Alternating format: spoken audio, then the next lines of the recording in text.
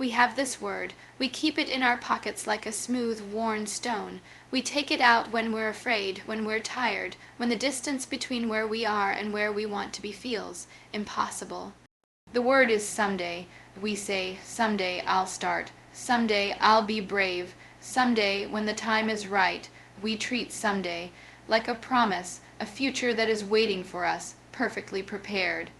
But what if someday is not a promise? What if it's the quietest, most polite way we have of saying, never, because someday never has a date on the calendar. It never has an alarm set. It's a beautiful, mythical land where all the conditions are perfect, and we are perfectly ready. A land that does not exist. We are waiting for a sign, for permission, for the fear to go away, but the fear never goes away. The perfect conditions never arrive, the permission you are waiting for. It was never going to come from anyone else, so I want to tell you something simple and terrifying and true. Your someday is today, not tomorrow, not next year, not when you have more money or more time or more confidence. Today, we treat someday with a kind of sacred reverence. It is the promised land of our aspirations, a future point where the stars have finally aligned. We imagine that in this distant someday, our courage will be inherent, our resources abundant, and our path unobstructed. It is a beautiful, comforting fantasy, but this fantasy is a trap. The relentless pursuit of this perfect someday actively robs us of our power in the present. It allows us to defer responsibility, to postpone the difficult and necessary work of beginning, under the guise of waiting for better circumstances. The truth is, someday is a destination that does not exist on any map. It is a psychological construct designed to buffer us from the vulnerability of trying and failing now. By placing our dreams in the indefinite future, we protect our present selves from the sting of rejection, the ache of disappointment, and the exhausting effort of perseverance. We are waiting for a version of ourselves that is braver, smarter, and more capable to show up, not realizing that the only way to become that person is to start acting like them today, even when we are terrified. The transformation from someday to today requires a fundamental and often uncomfortable shift in perspective. It demands that we stop seeing our current reality as an inadequate prelude to our real life and start recognizing it as the very raw material from which that life must be built. The fear you feel today will not be gone tomorrow. You will simply become more adept at acting in spite of it. The resources you lack today may not magically appear. You will discover new levels of creativity and resourcefulness by starting with what you have. The perfection we seek in someday is a phantom. It is the enemy of the good, the great, and the real. By clinging to it, we grant ourselves a permanent excuse for inaction. We become architects who only ever dream of buildings but are afraid to get our hands dirty with the mortar and brick of actual construction. To declare that your someday is today is to call off the weight. It is to understand that the perfect conditions are a myth, and that the only true starting point is the imperfect, messy, and glorious present. We are conditioned to believe that a journey begins only after every detail is mapped, every potential hazard identified, and a guaranteed outcome is visible on the horizon. We treat our lives like a complex military operation, refusing to deploy until we have absolute air superiority and perfect intelligence. This desire for certainty is rooted in a deep, seated fear of the unknown and a terror of wasted effort. We believe we must have all the answers before we can ask the first question. However, this mindset fundamentally misunderstands the very nature of a journey and the source of genuine clarity. You cannot comprehend the true texture of the terrain from the safety of the harbor. The most critical insights, the hidden currents, the shifting winds, the strength of your own vessel, the resilience you never knew you possessed, are only discovered when you are out on the open water, navigating by the stars and adjusting to the swells. The your someday is today a mindset is a rebellion against this paralysis by analysis. It recognizes that the planning room, the theoretical discussion, and the endless list of what-ifs have severe limitations. They are echo chambers of your current knowledge, which is, by its very nature, incomplete and often inaccurate. The laboratory of real life, however, is a ruthless but brilliant teacher. It provides immediate, unbiased feedback that no amount of abstract thinking can replicate. When you finally have the difficult conversation, the other person's reaction in the first 3 seconds teaches you more about diplomacy and your own boundaries than 3 months of mental rehearsal. When you launch the simple version of your product, the market's response, or lack thereof, provides a clarity that 1,000 surveys could never match. This is why action is the engine of clarity. Each step forward illuminates the next. Each small failure is not a verdict, but a vital course correction, providing data that refines your strategy with a precision that abstract thinking never could. You are not building a skyscraper from a single, immutable blueprint. You are navigating a river, constantly reading the current, adjusting your strokes, and discovering the best path by being in the water, not by just staring at a map on the shore. The clarity you seek for your someday will not be found in contemplation alone.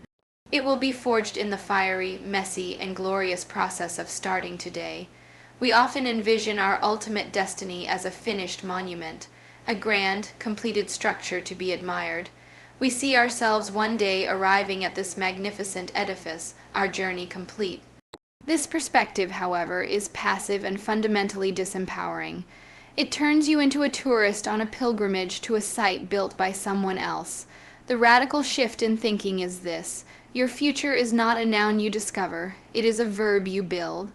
It is not a destination you arrive at, but a reality you construct daily through the quality and intention of your present moment choices. You are not an archaeologist on a dig, carefully brushing away dust to reveal a pre-existing artifact. You are the architect and the construction crew working in real time with the raw materials of your time, your talent, your attention, and your decisions. The bricks mentioned in the speech are these daily choices. Every time you choose courage over comfort, by sending that email, making that call, or setting that boundary, you are laying a brick of integrity and strength. Every time you choose action over anxiety, by writing the first paragraph, practicing the new skill, or organizing your finances, you are mixing the mortar of discipline and competence. These are not trivial items on a to-do list. They are the literal, tangible components of your future self and your future life. This reframing transfers the locus of control from the external world to your own hands. You are no longer waiting for a break, for a lucky opportunity, or for someone to recognize your potential. You are too busy building to wait.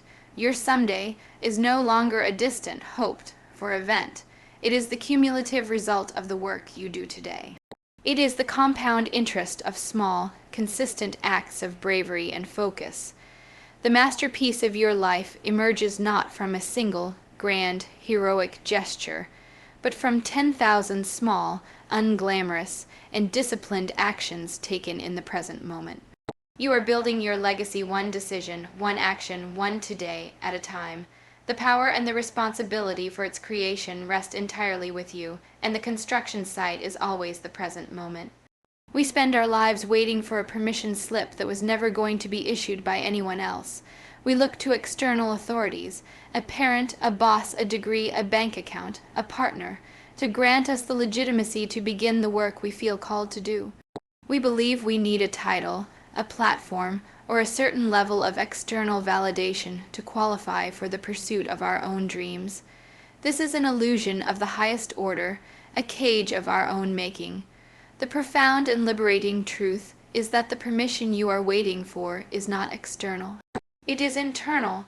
The authority to begin resides within you, and it is available to you in this very moment. This internal permission is not based on your credentials or your current circumstances. It is based on your inherent worth and the simple, undeniable fact that you are alive and breathing. You do not need a sign from the universe because your very existence is the sign. You do not need a certain amount of money in the bank to write the first sentence of your novel. You do not need a manager's approval to start learning a new skill online. You do not need a gallery to offer you a show to begin creating a portfolio of your art.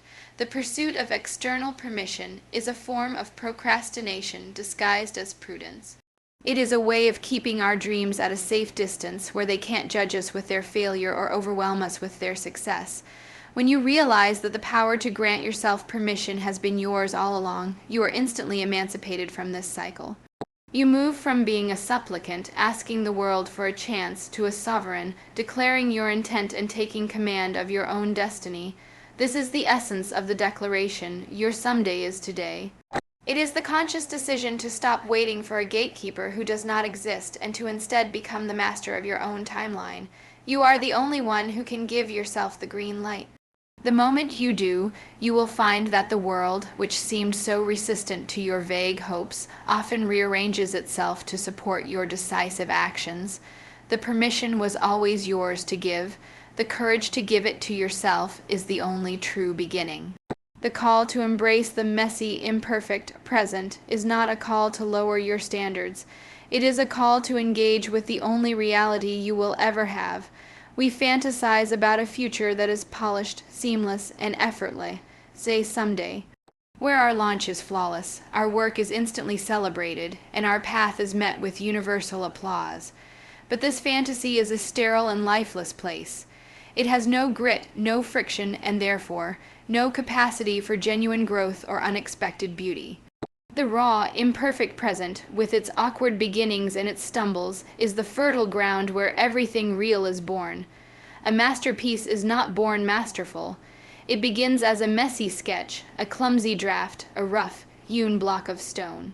The sculptor does not wait for a perfect piece of marble. She takes the stone she has and finds the form hidden within its imperfections. The writer does not wait for the perfect, fully formed novel to download into her mind. She confronts the terrifying blank page and writes a bad first sentence, trusting that the 10th edit will reveal the good one. The 24 hours of today are that raw material. They are the unpolished stone, the blank page, the chaotic palette of paints. To reject them because they are not the finished product is to reject the very process of creation itself. The mess is not the enemy of your dream, it is the substance of it. The anxiety you feel is the energy of beginning. The uncertainty is the space in which creativity and resilience are forged. When you choose to build with the materials of today, you are not settling for less. You are engaging in the alchemical process of turning the lead of your current reality into the gold of your future. You are agreeing to participate in the beautiful, difficult, and transformative work of making something where there was nothing.